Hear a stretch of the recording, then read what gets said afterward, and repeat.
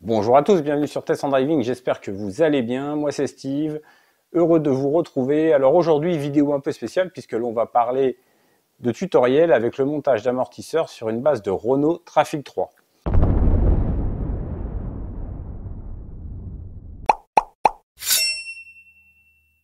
Alors cette vidéo, elle est née pourquoi? Parce qu'en fait, Olivier, un abonné et propriétaire d'un van Enroad Trek 5, m'a demandé si je pouvais l'aider à optimiser la tenue de route de son véhicule.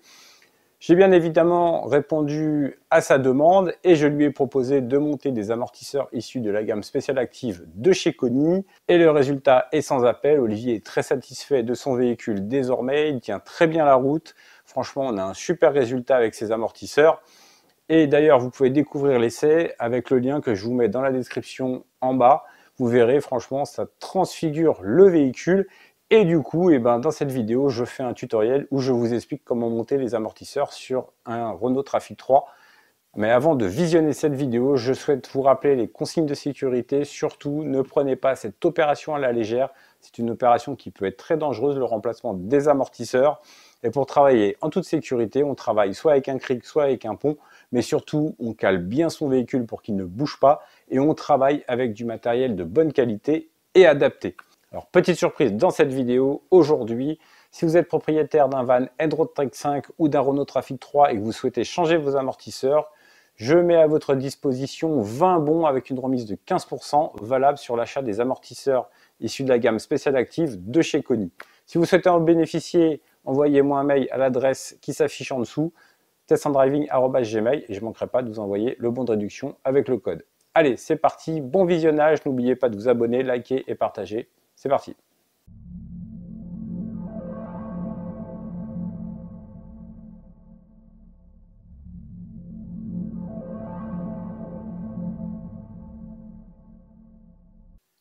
Après avoir bien calé votre véhicule, procédez au démontage de la roue. Ensuite, avec une clé appropriée et un cliquet avec un embout à laine, procédez au démontage de l'écrou de la biellette de barre stabilisatrice. Ôtez l'écrou et dissociez la biellette de barre stabilisatrice de la jambe de force.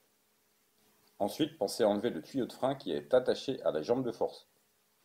Ensuite, on va procéder au desserrage des deux écrous. Inutile d'avoir deux clés pour cette opération puisque la vis est striée et elle ne peut pas tourner. Enlevez complètement les écrous. Vous pouvez les desserrer jusqu'à leur maximum et ensuite, avec un marteau, vous pouvez taper sur les écrous afin de chasser les vis. Attention de ne pas abîmer le bout du filetage de la vis. L'idéal étant d'avoir un chasse-goupille. Si vous n'en avez pas, vous pouvez prendre une rallonge de cliquet et taper tout doucement pour ne pas abîmer la vis. Une fois les vis chassées, enlevez le porte-moyeu de la jambe de force. Ensuite, procédez au démontage de l'écrou situé sur le haut de la jambe de force dans le capot moteur.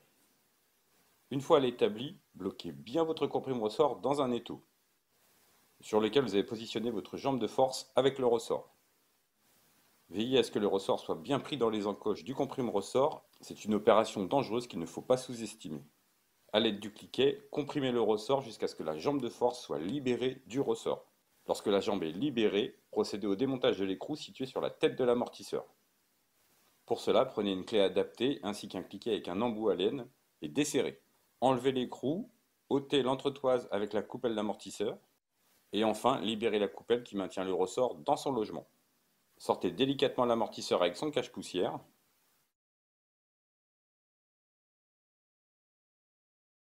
Ne vous inquiétez pas pour la longueur de la tige, il suffit de tirer sur le nouvel amortisseur pour qu'il vienne à la même hauteur.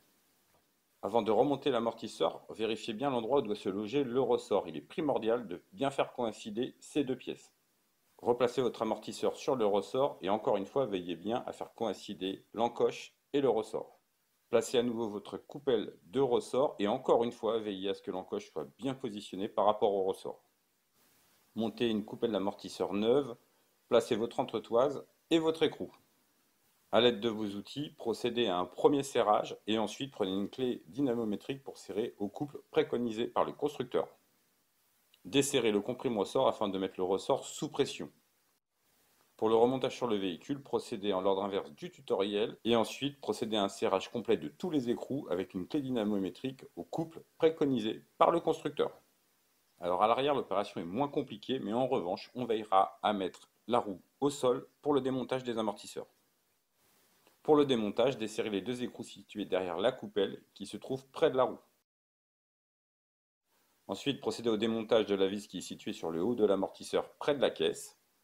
Après avoir enlevé les vis, ôtez l'ancien amortisseur, placez le nouvel amortisseur et procédez au serrage. Bien évidemment, on finira par un serrage au couple préconisé par le constructeur avec une clé dynamométrique. Voilà, le remplacement des amortisseurs est maintenant terminé. Positionnez votre véhicule complètement au sol et procédez à un essai.